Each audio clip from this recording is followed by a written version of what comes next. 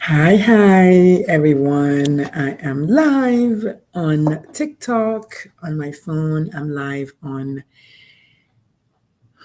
YouTube, live on Facebook, and live on LinkedIn. So, hi, everyone. My name is Dr. Lulu. It is so cold outside. It's not even funny. But we're here and we want to talk about Queer Wednesday Wisdom. So, it is a show that I put on every Wednesday on LinkedIn is where it's primarily hosted. And I realized that I'm able to go live elsewhere. So now I'm live elsewhere, but really the show is primarily on LinkedIn. It was created to help organizations create safe spaces at the workplace for their queer employees. So hi, Willa, Norty, Elad, Iho, and all the people on TikTok. My name is Dr. Lulu. I'm the CEO of Dr. Lulu's Life Coaching Lounge and Dr. Lulu's Youth Health Center, which is kind of like has been put to sleep, and then Dr. Lulu's Angels Foundation, which is a foundation that I created. It's a nonprofit foundation that is going to build homes for homeless and houseless LGBTQ plus youth. So thank you so much to everyone who's cap cut. Thank you, cap cutted, cap cuted. Okay, Mika, welcome. Thank you for the likes. So if you don't know me yet, that's who I am. I am Nigerian born. I currently live in the United States in Texas, which, as you know, is extremely homophobic, and so is Nigeria. So, hello.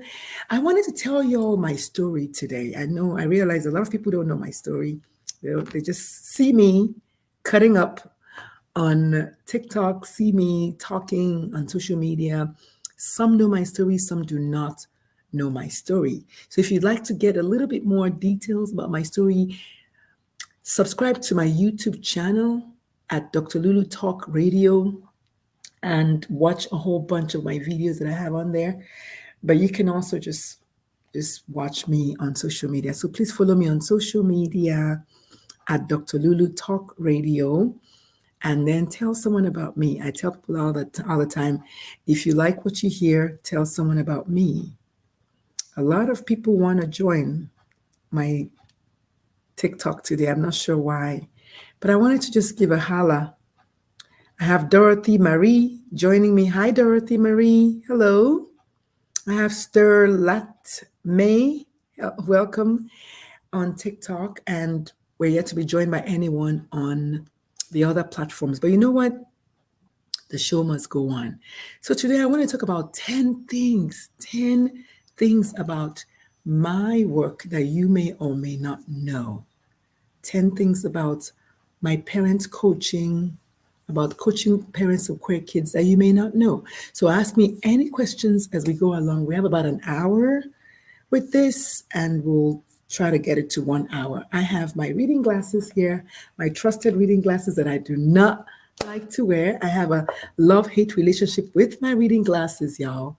I don't want to believe that I'm in my 50s, but I am. So here goes. Reading glasses on, time for reading. Okay, so the first thing we're going to talk about today is my story. And many of you do not know my story. So I was born in Nigeria. I like to go by, I was born, bred, buttered, and slightly burned in Nigeria. Nigeria is one of the most homophobic countries in the world. Nigeria is also one of the most religious countries in the world. So go figure. What? And so is Ghana, its best cousin. Okay?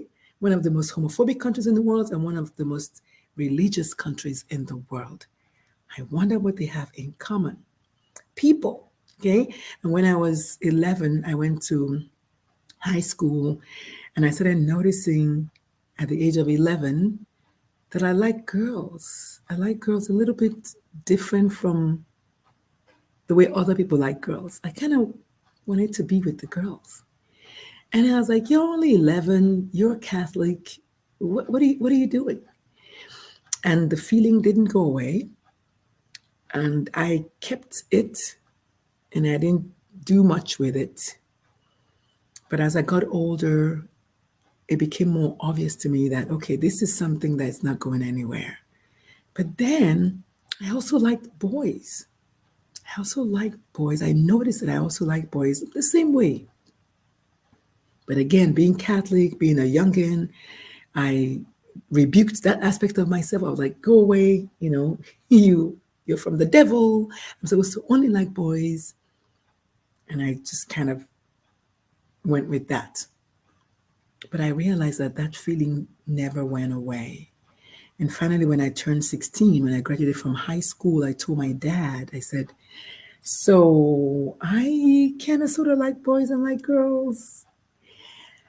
And bless my dad's heart, he just told me, he said, you know what, it's a phase. You're going to get over it. You're going to grow out of it. It's a phase. Don't worry about it. And I believed him.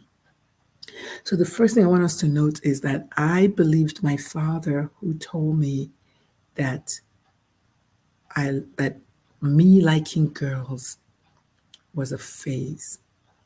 And so like me telling my dad, your child might also tell you about their sexuality.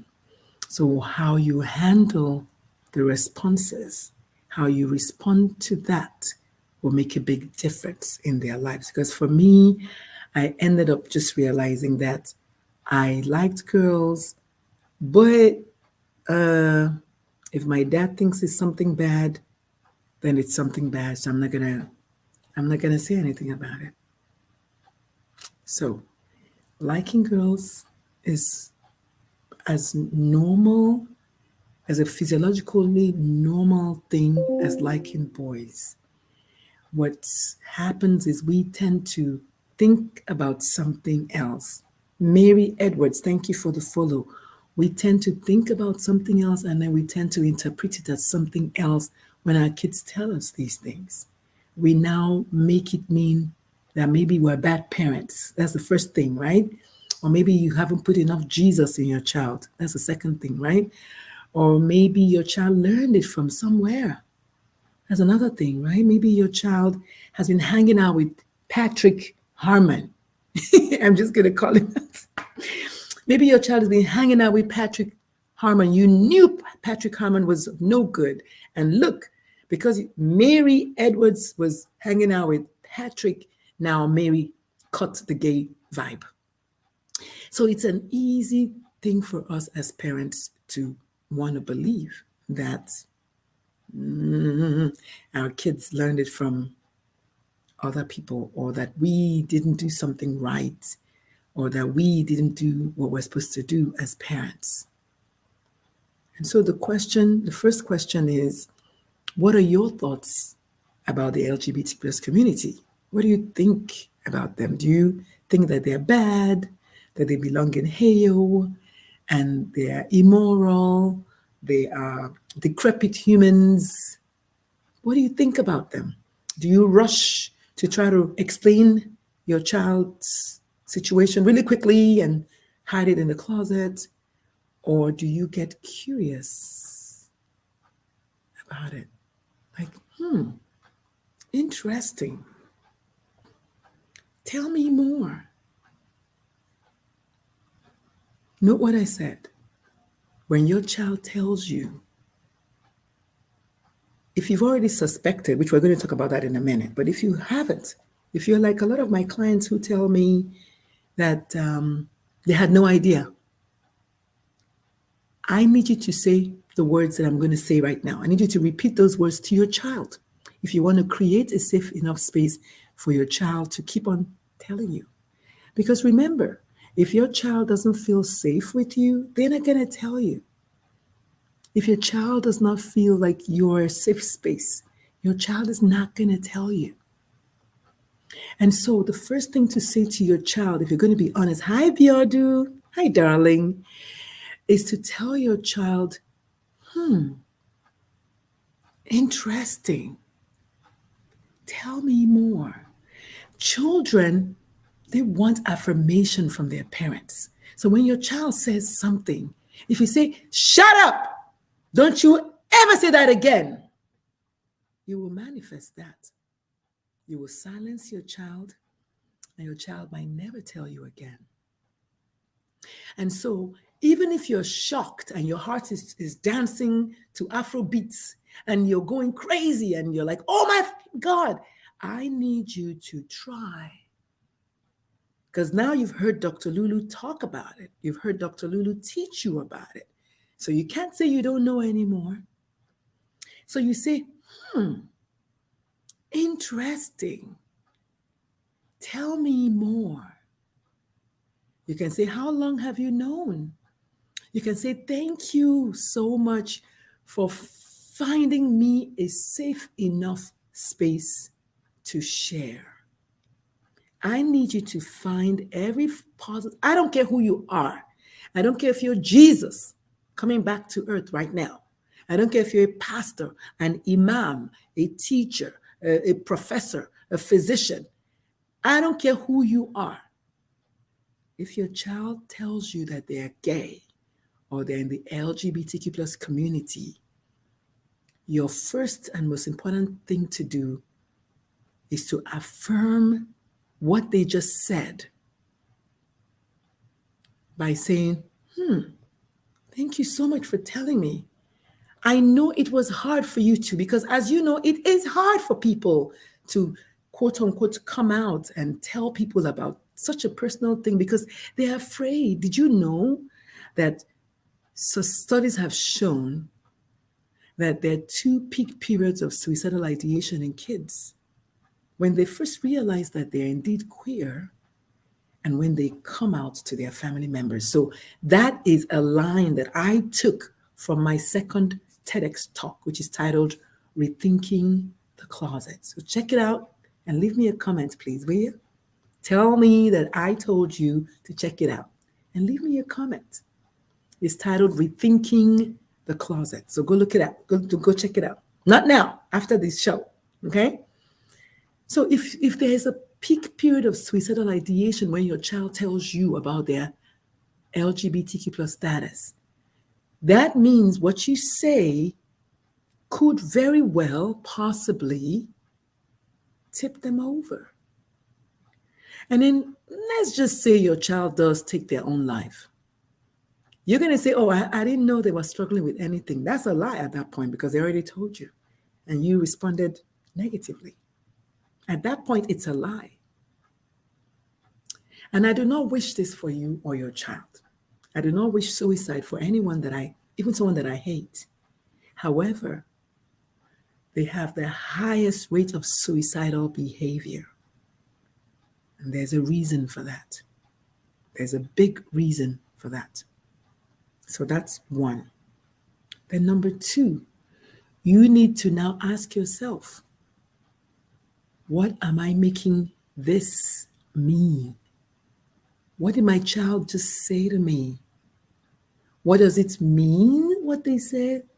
And what am I interpreting it to mean? So a few days ago on my TikTok, I did a short video. I said, when somebody upsets you, when somebody says something and it upsets you, it's actually not what they said that upsets you.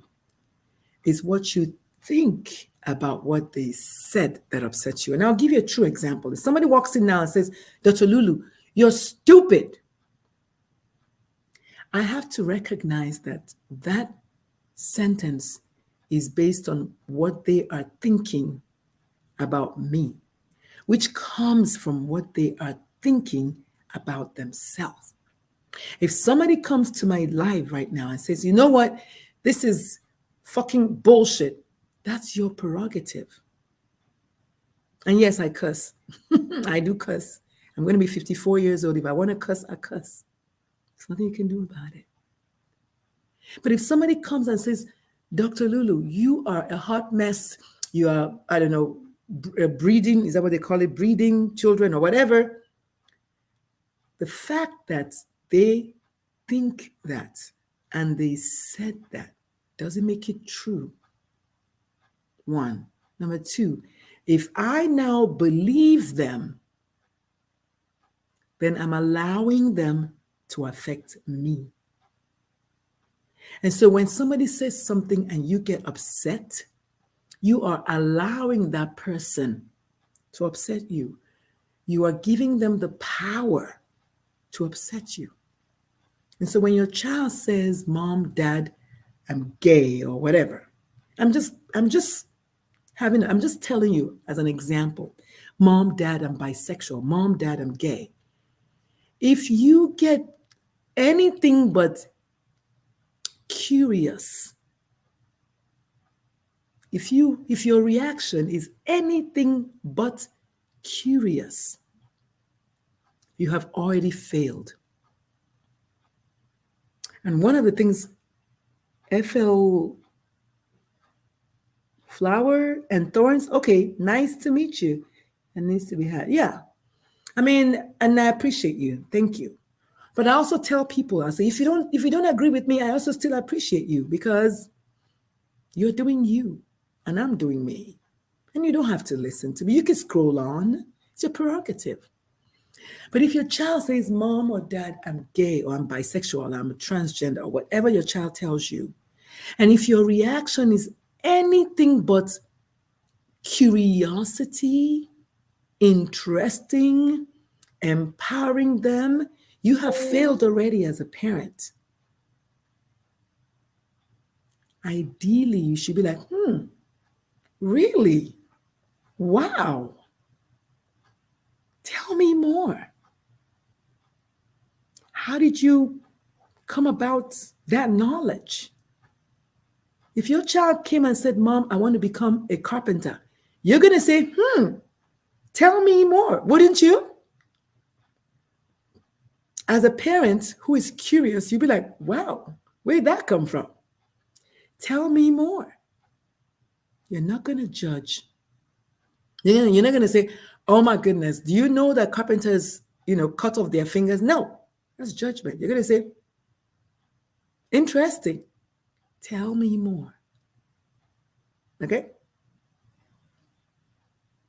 And then your child may or may not tell you more. Flower and Thorns, nice to meet you too, honey. Love your name. And your child may or may not. And you could also effectively shut down that space forever because of the way you handle it. I'm hammering on this so much because it is Black History Month. And this month, every single day, I'm going to go live and I'm going to talk about the Black queer child because I can. So as a Black mother and as a Black mother of a transgender woman, I'm not going to be talking about the white queer child. Hello? Because there's no white mom of queer kids who's talking about the Black queer child and their experience. So why am I going to do that? So I'm going to talk about the Black queer child's experience, the Black queer child's family, the Black trans child's lived experience, because that's what I could talk about. I used to be a Black queer child. I can talk about people that I know.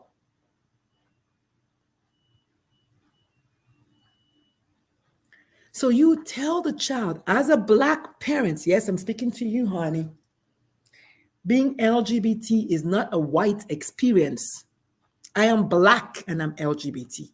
My child is Black and she's LGBT. I have family members in my family that are Black and LGBT. And one of the things I say is, if you do not know the LGBTQ plus person in your family, look in the mirror.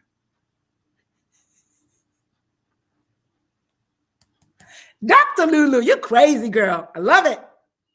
If you are wondering, well, who in my family is LGBT? If you don't know them yet, look in the mirror. But I digress. So, the first thing to do is to respond with what I call ICE. The first I is, I forgot what the I is. Is it in interest, something? Then curiosity, and then empowerment. Empower the child by saying, "Good for you. Congratulations on figuring it out. I'm here for you. How can I help you?" How can I make this journey easier for you? How can I make your burden lighter for you?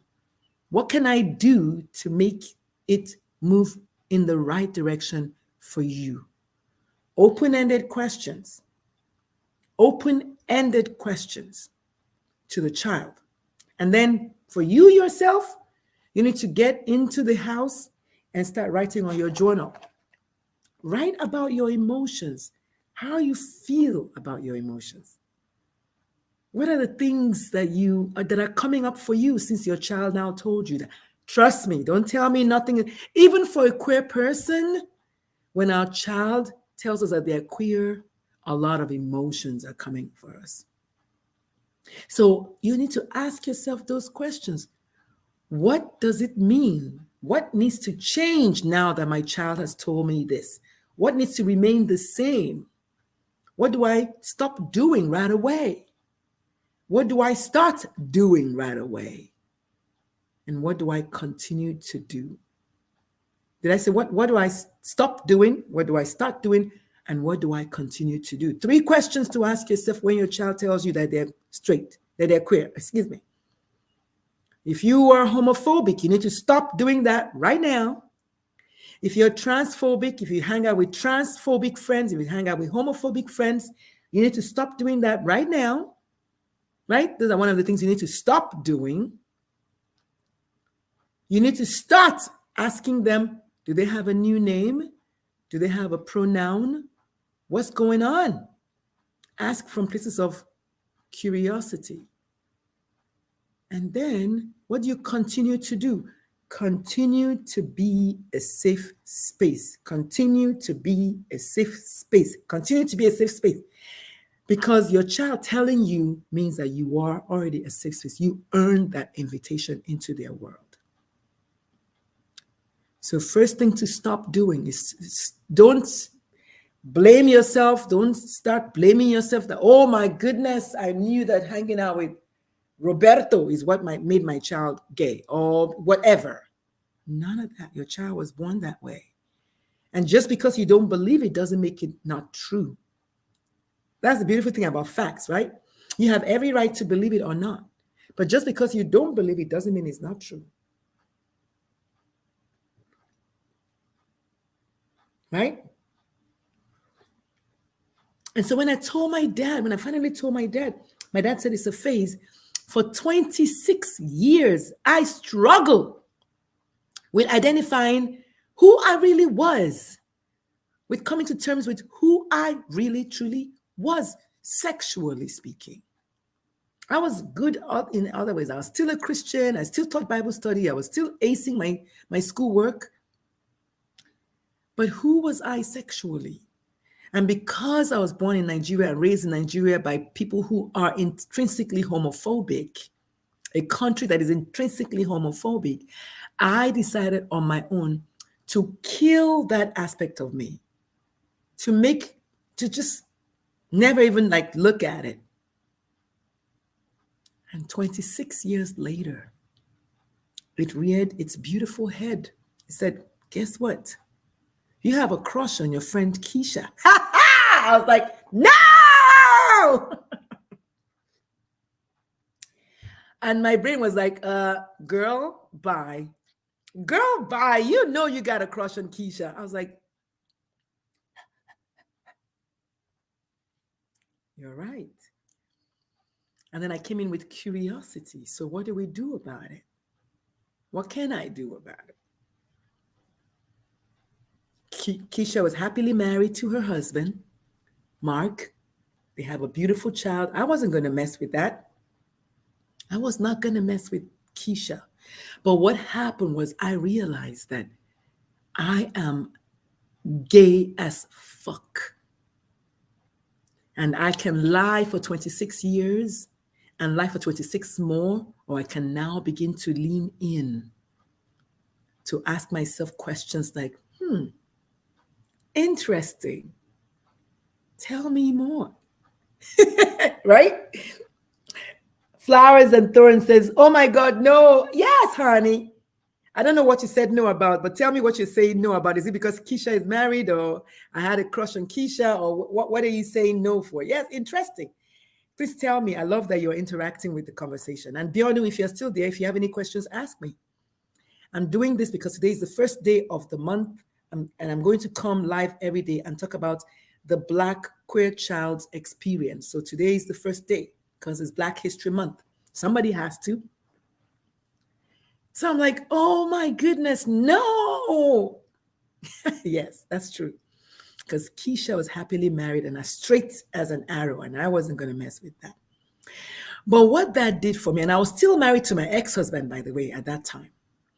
But another thing that did for me was prove to me that I'm not a promiscuous person. I'm not an adulterer. My crush, yes, I'm not an adulterer. I'm not promiscuous. I still stayed married to my ex-husband. And I would have still been married to my ex-husband today if he hadn't treated me the way he treated me, to the point of one night I wanted to kill him. And if I had killed him, I would have been in jail and gotten the death penalty in the state of South Carolina. So I got the fuck out of there. And yes, the older I get, the more comfortable I am with cussing. I got my little black ass out of that marriage and freed myself. Freed myself. And it was only after that, about 2 years later, that I met my ex-wife. And we had 10 beautiful years together. Okay? So that's my story. Now, my story as a parent of a transgender child is a whole different department altogether. So I'm going to ask you all to type your questions if you have any. And if you don't have any questions, we're going to talk about me as a parent of a transgender child and what that is like and what that can be like for you.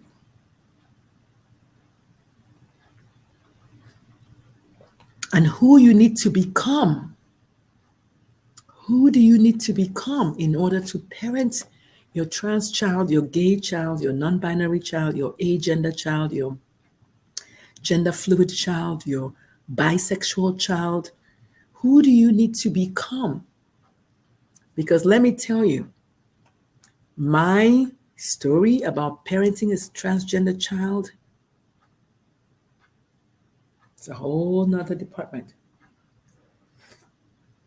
But since we have flower and thorns here, we're going to give her them, because I can tell them, I cannot tell. And I'll talk to you about that one day. Notice how I corrected myself.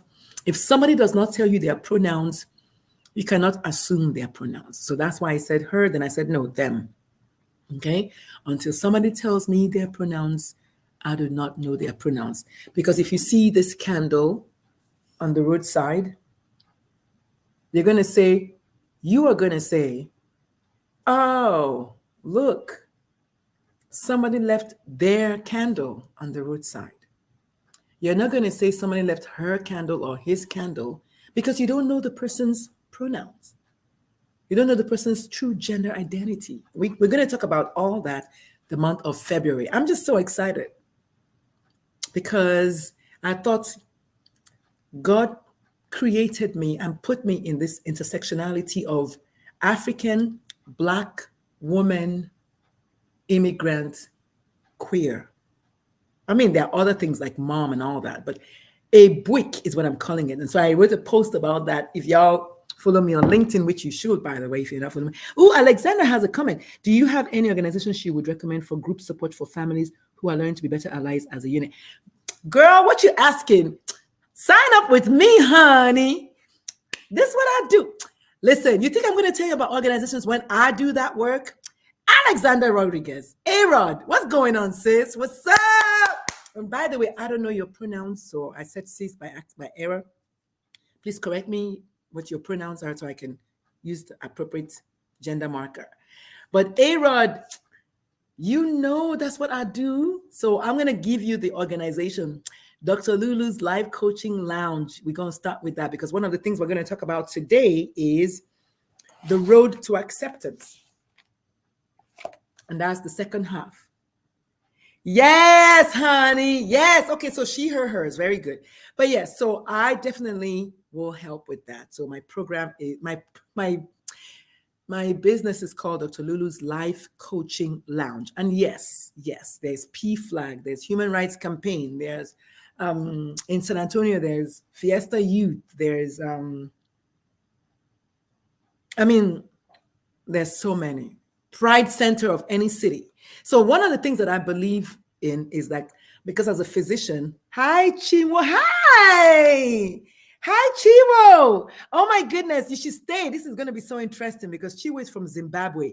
Chiwo, you should stay because this is so interesting. We're going to be talking about parenting Black, African, LGBTQ plus children because it's Black History Month. So stay. But Arod, to answer your question, yeah, there are multiple places. I'm not the kind of person that says, oh, because this is the work that I do, I'm not going to tell about other people because, we may not be a fit. I'm more of a one-on-one and then one-to-many.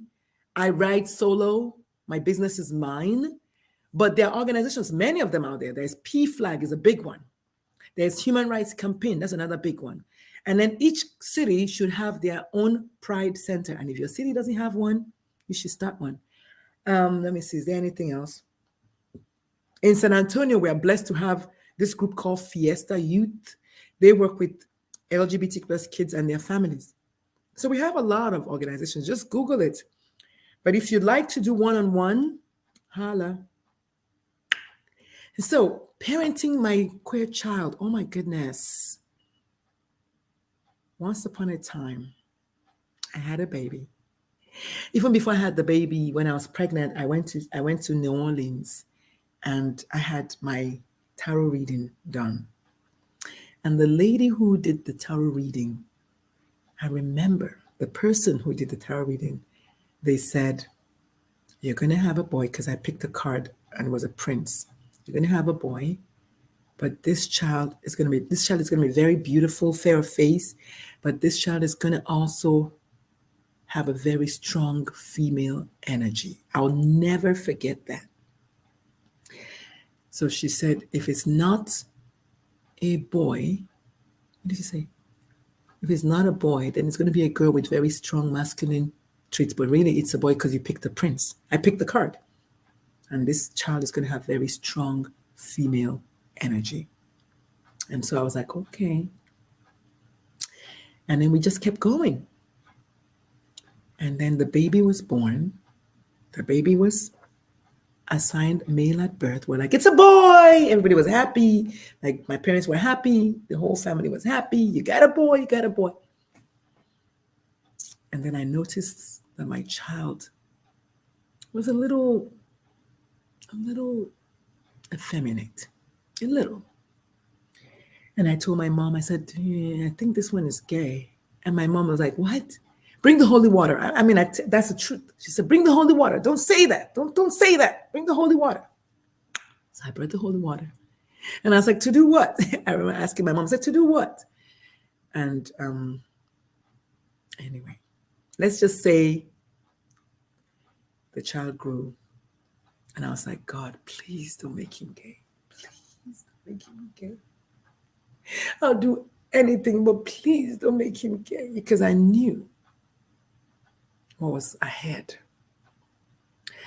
However, that's not the right prayer I should have been praying for. I should have prayed for, God, please, if the child is indeed gay, give me the patience and the wisdom to be the parent that the child needs. That is the prayer I should have been praying. That is my prayer today. And that's the prayer I want you to pray. Father, Lord, please, if this child is gay or trans or bi or, help me to have access to resources. Help me to have the wherewithal, the patience, the wisdom to parent the child like they should be parented, period. And today, we're here. Because God was like, girl, bye. Girl, bye. Just bye. I was like, what do you mean, God? God was like, you really think being gay is the worst thing that I could make your child? I was like, what do you mean? God was like, y'all, should I tell her? The other angels were like, yeah. God was like, your kid is transgender. And I'm like, why me? Why, what's up? What's is that? That's not funny. Why me? Why me? Why not someone else? What's up with that? And then God was like, if not you, then who? Who do you want me to tell to do this work? Who do you think I should tell? You're so smart. You're so bold. You're a speaker. You're an orator. You're an MC. You know, you have a microphone. You have a stage. You have a platform. You are working in youth suicide prevention. Please tell me, who do you want me to send? Dr. Lulu. And I was like, well, I mean, if you put it that way,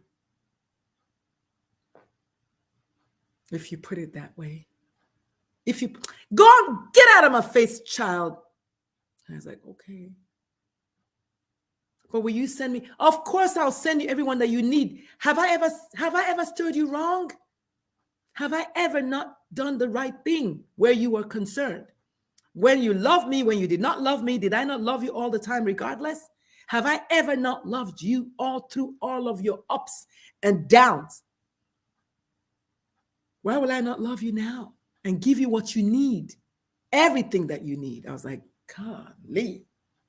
When you put it that way, are you still here? And I was like, I took off. I was like, okay. I'm going to start a business and I'm going to coach parents who have children like me and help them realize that it can be done. So the truth about it is most of my clients that come to see me, they are the parents who actually want to accept their kids. Okay? Those are the people that come to see me. They actually want to accept their kids. And accepting your child is not like something that you just do it just like that. Boom. It's a little bit more than that. There are 3 phases of acceptance. Number 1, you have to first accept yourself. So number 1, for acceptance, you accept yourself, then accept your child, and then, most importantly, accept what comes with it. What comes with it is ostracization. Yes. Your friends, your church. Yes. Depression, I don't put that on there because parents who are depressed don't know better. Decision making. Powerful decisions you have to make when your child tells you that they're gay. A lot of decisions. Most of the decisions, almost 100% of them, are about you though. Because your child is fine. Like I said, God doesn't make mistakes. So God has already made a very perfect child. You just have to know that. And so you're going to comport yourself like that. So most of the decisions are about you. What are you thinking about the queer community? What are you thinking about what the church says about the queer community? What are you thinking about? What is your definition of sin? These are questions you have to ask yourself, my friend. There's no magic there. You have to ask yourself these questions. What is sin? Is there a different kind of sin and a different kind of sin? Why will my 5-year-old child who has never had sex before tell me that they're gay? Why will my 7-year-old child who's never, ever known a transgender person before tell me that they are transgender? Unless they are. And then why will I be thinking it's something else There's nothing else that I know as a pediatrician and a mom that I can compare to being queer. Because it's just that. That's it. It's the only thing that is. It's being queer is being queer. It's not a mental illness. It's not a medical condition. It's not something that's going to go away soon. It's not something that may never go. It's something that will never go away. It's not a choice. It's not a lifestyle. It's not a phase. It just is. And trust me when I tell you that nobody in their right minds today will say, of all the things that they can be, let me have being queer with extra fries on the side. Nobody wants to be queer. Nobody wants to be ridiculed. Nobody wants to be made fun of. Nobody wants people to make whole laws about them. Nobody wants anybody to create a whole legislative brouhaha about them. Nobody wants that. Your child does not want that. And that, my friends, is why I created my brand new self-love retreat. Because I know that as a parent, these are the things that are going on in your mind. Oh my fucking God, why me? That's the first thing. Why did God make my child gay? Of all the things God could make my child. And if you don't believe in God, remove God. Put whatever you... Insert your own preferred whatever there. Universe, if you like. Juju priest. I don't care. The first question to ask yourself, what are my thoughts? What do I believe that being gay means? What do I believe? Because your belief system creates the thoughts in your head that creates the feelings that you act from. What is my current belief system about being queer? So the 3 stages of acceptance are accept yourself first. Do not turn around and then replace your child in the closet. A lot of parents do that. When their child comes out, they replace themselves. I'm going to give a shout out to Sanja Page. You've been outed, Sanja Page. Usually when I call their names, hold on, that's Constable Brown. Usually when I call their names, they stop watching me. Because like, oh my God, she called my name. But I'm truly, maybe I'm hiding from my own sexuality. I don't want anybody to know. You know? But maybe you are not. I don't know. I like to call people's names just to mess with them. So I like to recognize that you're watching. And I want to say hi. If anybody else wants to tell me who they are, send me a DM or something, or just type your name in the comment section and I'll give you a holler. But like I said, usually once I say their name, they stop watching because they're like, oh my God, she put my name out there because she's talking about LGBT stuff and I don't want people to know. A noose around your neck. So, when my child told me that they were transgender, I was so scared. And then I had to ask myself an important question. What does my child want from me today, right now? Is it fear? Or is it faith? What does my child really want from me? How is my fear helping? How is any action coming from fear helping? So you want to ask yourself the same question. And so the retreat, which is what I'm going to talk about the retreat every day, because the retreat is next month and I need to get on it. Y'all need to know about it. It's for parents of queer kids. Somebody has to hold space for them, and I am. So help me God. I am. So I wrote down 10 things you need to know about my retreat. Tomorrow, we'll talk about my journey into parenting my trans kiddo. But today, 10 things about the retreat before I run out of time. Don't give me a mic, because I'm going to talk. All right, first thing. Why the retreat? So the retreat, I decided to do the retreat because why not? But really, because I've been to 2 retreats and I never came back from either retreat the same person. I learned so much about who I am, I learned so much about what I can do. I learned so much about my belief systems about myself, traveling alone, going to a different country, experiencing the joy and the freedom that comes with saying, I deserve. I deserve. Oh, that's a word right there. So I'm going to write that down. I deserve.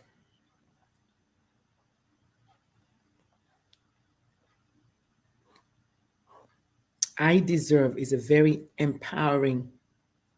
It's like I am, but I deserve is a verb.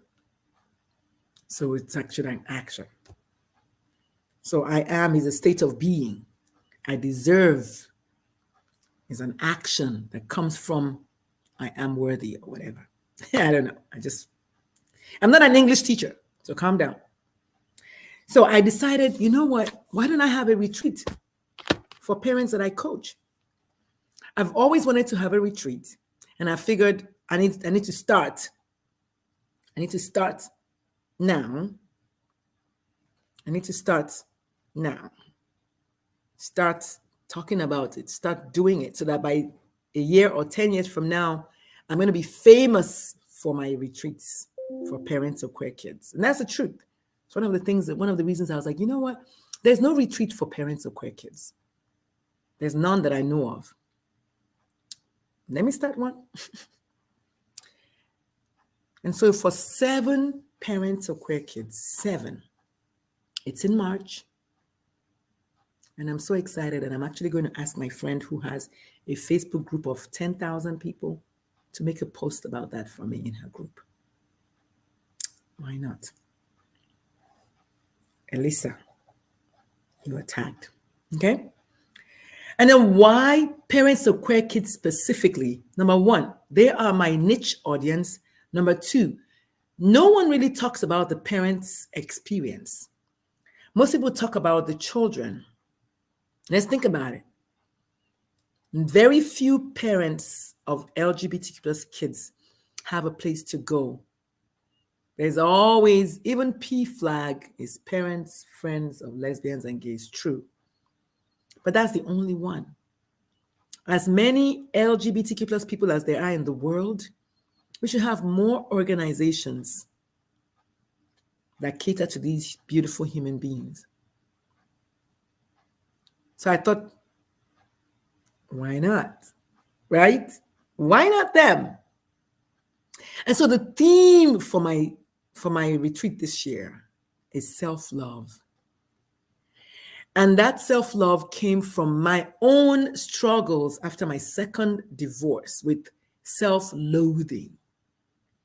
My own struggles after my second divorce of self-hatred, self-non-acceptance, I shouldn't say quoi. I just did not like myself. I just thought, you know what? Why would you be divorced twice? Blah, blah, blah.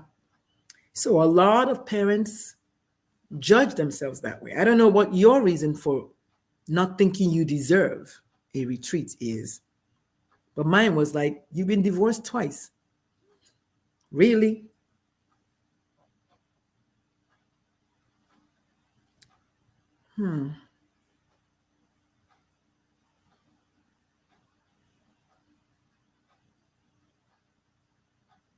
Okay.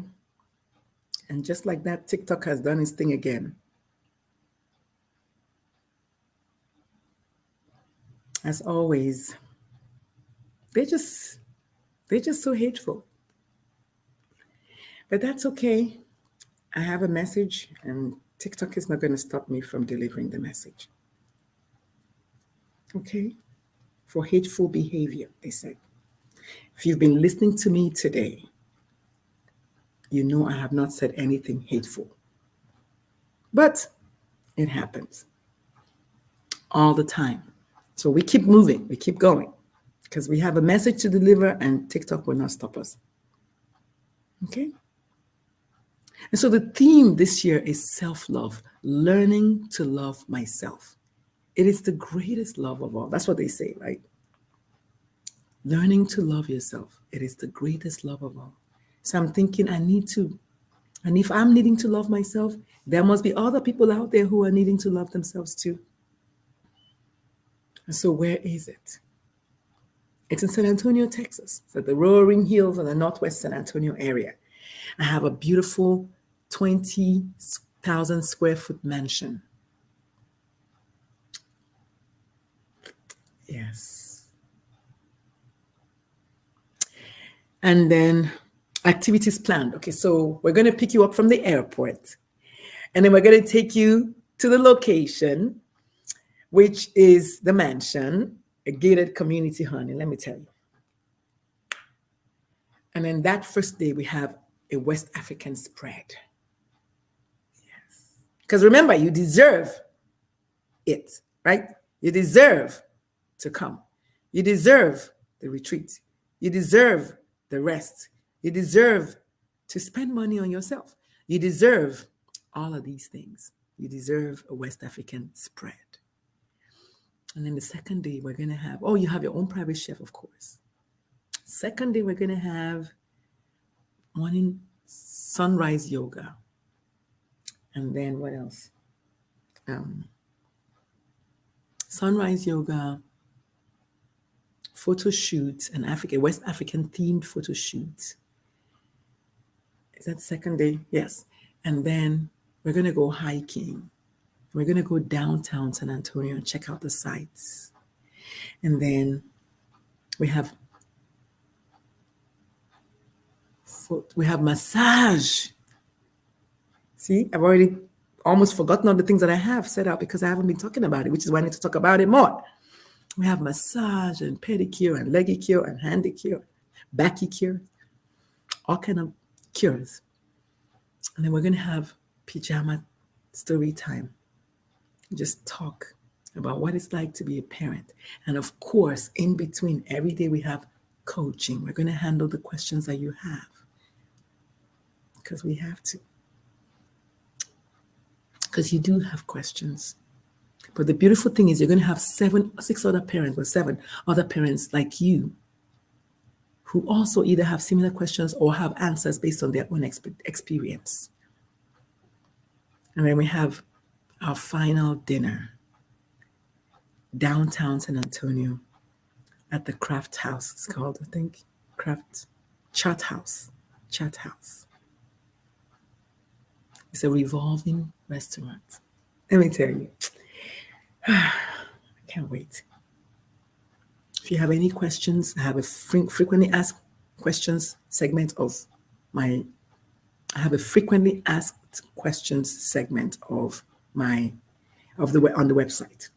And the website is dr-lulu.com/retreat. I'm trying to see if I have any questions on LinkedIn. Sometimes I do, sometimes I don't.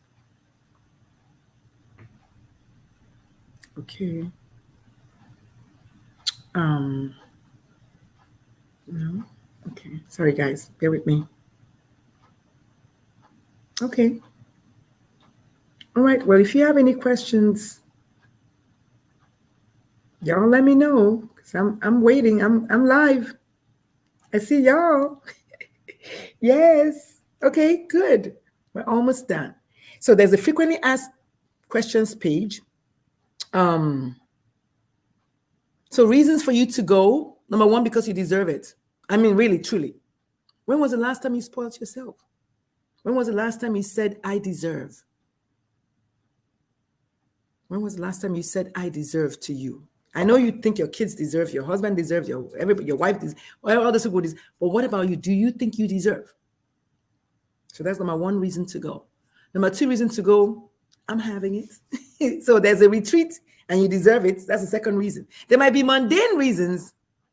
And let me tell you something about this. The person who wants to go to this retreat, honestly, will not need me to give you 27 reasons. You have 1 reason, and that's you deserve to go. on a retreat for parents of queer kids because you're a parent of a queer child. You don't need 200 reasons, because by the time you get to reason number 199, if you still haven't decided, you are not going to go. So my job is not to tell you that you must go. No, you don't have to go. Somebody's going to go. You have to ask yourself, why do you think you do not deserve to go, though? And let's talk about the reasons why you also think you do not deserve, or you thought you did not deserve to go. Because, your brain will always give you reasons why you should not do something that you should do. And then you end up listening to your brain or Dr. Lulu. So a challenge will be, do I have the money? Number 2, do I deserve it?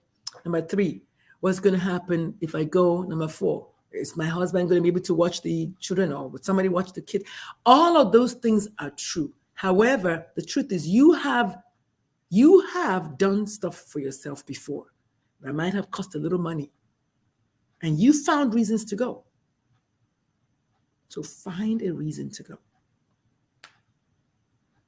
The second question, one of the other questions here, how much does it cost? $3,500. That's like nothing. I think it's $3,700, $3,750 maybe. That's it. Less than $4,000 for 4 days and 3 nights. You want to come? I'm not afraid to say the price, because what am I hiding? You're going to know the price anyway. And there's a $500 discount for early bird, which ends at the end of February. Let me mention that. So see where I have to put the price? Discount. So the early bird expires at the end of December. At the end of February, excuse me. It was December, but now it's February. That's it. So I just told you all about the retreat, which I decided to do because I can. Well, all righty. I will see you all later. Thank you so much for hanging out with me. Thank you to all those who commented. Thank you to all those who watched. I appreciate it. Bye. Oh, yeah. If you have any questions, oh my goodness. If you're interested in the retreat, go to dr-lulu.com/retreat. I'm going to write that down and put that up here. www.dr-lulu.com/retreat. That's it. Okay, go there.